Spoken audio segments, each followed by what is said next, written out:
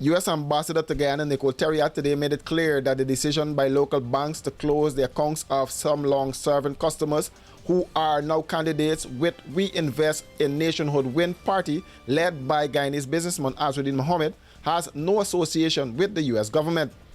She said the decision by the local banks was entirely independent. OFAC sanctions are for the U.S.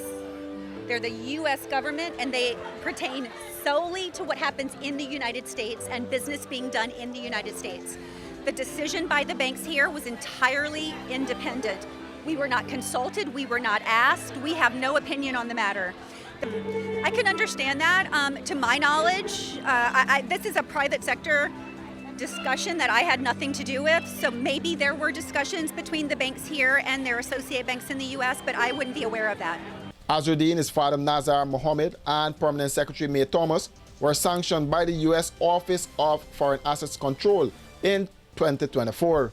The ambassador's statement today came days after a previous statement regarding the United States of America's concern in Azruddin Mohammed's participation in the September 1st polls.